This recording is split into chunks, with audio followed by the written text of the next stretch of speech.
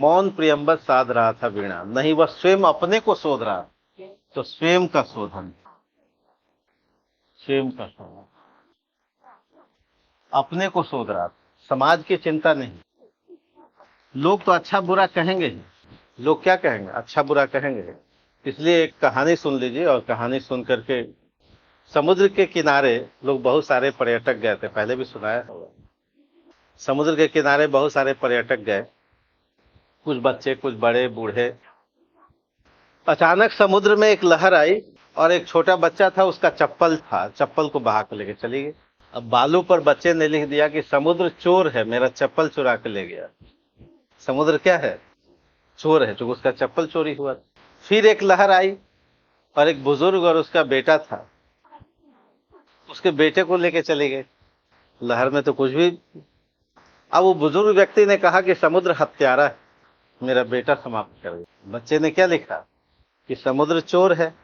दूसरे ने क्या लिखा बालू पर, समुद्र हत्यारा है। फिर एक तीसरी बार एक लहर आई, और बहुत सारी मछलियां रेत पर आ गई। तो मछलियां आ गई, मछुआरा था, उसको तो एक बिना मेहनत का मछली मिल गया। तो मछुआरे ने क्या लिखा कि समुद्र पालनहार। समुद्र क्या है, पालनहार। फिर उसके बाद फिर से लहर आई। तो हर व्यक्ति ने अपने अपने अनुभव लिखे। किसी को चोर नजर आया, किसी को हत्यारा नजर आया, किसी को पालनहार नजर आया। तो कहानी का सार ये है कि क्या इन बातों पर समुद्र ध्यान दे।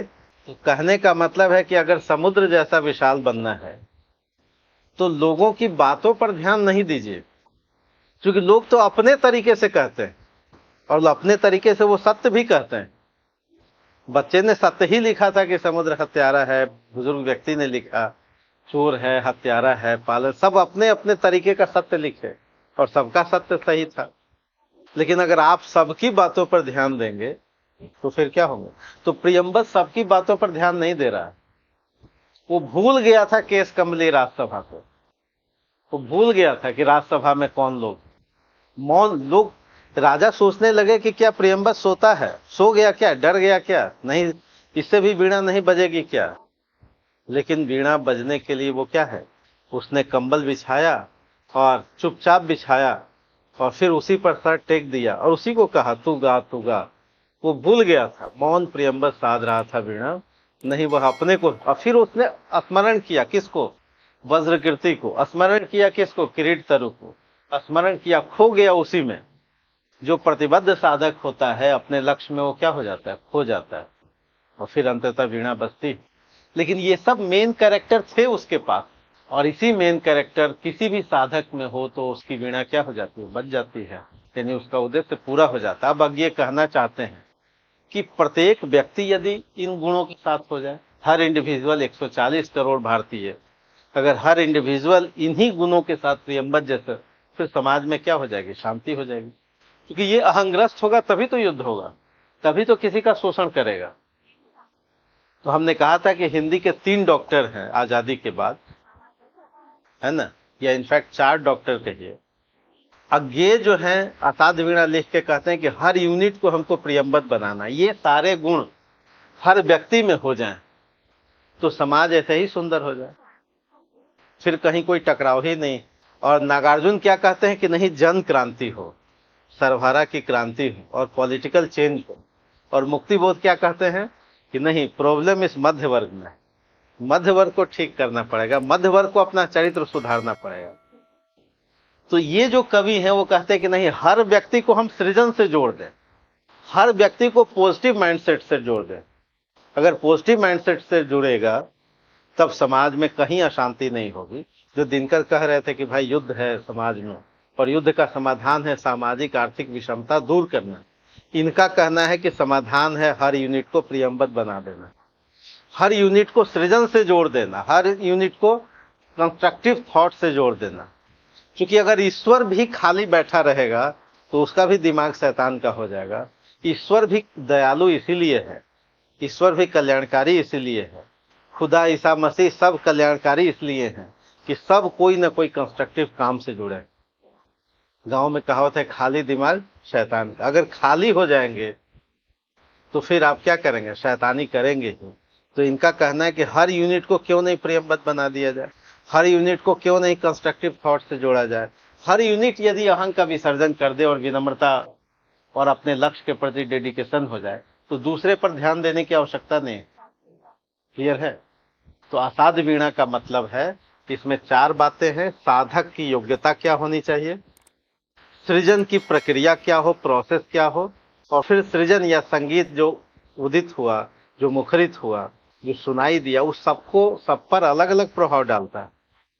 और ये जो सृजन की प्रकृति है यही ब्रह्म है, यही ईश्वर है। कोई नया ईश्वर नहीं है, कोई ऊपर से ये जो बहुत सारे ईश्वर के नाम है सो नहीं। अब ये कहते हैं कि जो सृजनात्मक चेतना है वही ईश्वरीय चेतना है। और इसलिए हर व्यक्ति अगर उस ईश्वरीय चेतना से जुड़ जाए, ईश्वरीय चेतना मतलब सृजन की चेतना से जुड़ जाए, उससे प्रतिबद्ध हो जाए, तो वो व्यक्ति कैसा हो जाएगा, कल्याणकारी हो जाएगा। इसलिए उन्होंने सृजन को ही ब्रह्म माना, सृजन को ही ईश्वर माना। और इसलिए प्रश्न आएगा कि व्यष्टि यानी एक इकाई समष्टि से जुड़ेगा, समष्टि मतलब सृजन, मतलब ईश्वर, मतलब ब्रह्म, और ब्रह्म का भाव व्यक्ति में आएगा, साधक में आएगा। जब ये दुतरफा भाव आएगा तब जाकर के वीणा क्या होगी, मुखरित होगी।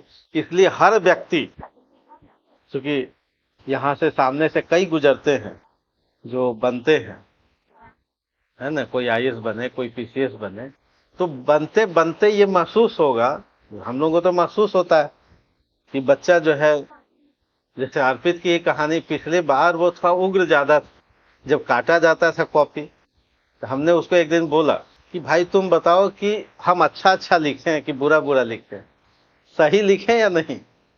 वो सोचता था कि इसमें सर क्यों मार्क्स कम दे रहे हैं। भाई हम अगर दे भी दें तो ये तो मीठा पॉइजन है, तुम थोड़ी देर के लिए क्या हो जाओगे, खुश हो जाओगे। क्योंकि उसको कहीं कहीं से जो टेस्ट देता था उसको मीठा पॉइजन मिलता था। बहुत अच्छा प्रयास, नहीं 10 में 8 अंक, भाई तो मीठा पॉइजन दिया जा रहा है, जहर दिया जा रहा है। अगर सोचते हो कि यहाँ भी जहर ही मिले तो हम भी दे देते हैं तुमको। उसको पीड़ा होती थी कि सर ये काट कैसे दिए, नहीं, धीरे धीरे विनम्रता की पराकाष्ठा, विनम्र होता गया, धीरे धीरे उसको एक्सेप्ट करना शुरू किया कि नहीं गलत है, इसको हमको सीखना है, इसको फिर ऐसे लिखना है। क्योंकि सर्जरी करनी ही पड़ती है, क्योंकि जहां से वो लेकर के आया था केस बिगाड़ करके आया था। जैसे कई डॉक्टर ऑपरेशन कैसे करते हैं, है ना, केस बिगाड़ देते हैं, वो या तो मरेगा, तो यहाँ जब आया था तो केस बिगाड़ करके आया था, है ना। हिंदी का केस वो क्या करके, कई जगह वो कहीं कहीं कंसेप्ट की गलती रहती थी, तुलसी में रहती थी, कबीर में रहती थी, नारी के प्रति चेतना में रहती। भाई गलत लिख रहे हो, परीक्षक थोड़े तुमको, है ना। तो वहां सर्जरी करनी पड़ती, तो सर्जरी करने से, और सर्जरी को एक्सेप्ट भी कर, शुरू में बच्चे एक्सेप्ट नहीं करते, उनको लगता है कि नहीं जहां से हम पढ़ के आए हैं तो बहुत तोप से पढ़ के आए, नहीं, जहां से पढ़ के आए हैं वो तो विश्व गुरु, ठीक है। तो इसलिए उसका वो एक्सेप्ट नहीं करता पहला साल, उसको लगता है कि हम तो विश्व गुरु से पढ़ के आए, और विश्व गुरु ने जो, विश्व गुरु का जो, हाँ, अब वो सब लीक है ना वीडियो, वो कोई वहां जाके टीवी देख करके पढ़ के आया, तो उसको एक्सेप्टेंस में क्या होती है, दिक्कत आती है। इसलिए 1 साल बच्चे क्या रहते हैं, परेशान रहते हैं कि सर हमने ठीक लिखा है, ठीक है। फिर 1 साल के बाद फिर धीरे धीरे क्या होता है, एक्सेप्ट करते हैं। क्या क्या किसका है, वीडियो देखे थे ना, वो कहानी से शुरू किए होंगे और फिर कहानी बना दिए होंगे। वो कहानी से ही शुरू करते हैं और आपको कहानी बना देंगे। क्या नहीं, तो वो भी लड़का कुछ दिन वीडियो देखा था, तो देखा था तो उसकी, उसके कॉन्सेप्ट में कई गलतियां थी, है ना। तो इसलिए उसको पीड़ा होती थी कि भाई वहां तो ऐसे पढ़ाया गया, कहे कि तो या तो फिर यहाँ आए किस लिए हो, यहाँ टेस्ट फिर वहीं टेस्ट दो, वहां मिल भी रहा है तुमको 10 में 7 अंक, और क्या चाहिए। लेकिन वहां तो आईएएस के एग्जाम में तो नहीं मिलेगा, ठीक है। तो आखिर लेकिन एक्सेप्टेंस में देर लगती है ना, और उसका कारण ये है कि वहाँ कहानी इसलिए जरूरी है क्योंकि उनको बच्चों को खुश करना है। भाई 2 ही तरीका, या तो आप दवा मीठा दीजिए, तो मीठा देने, मीठा दवा देते हो, किनका, हाँ कॉपी है ये।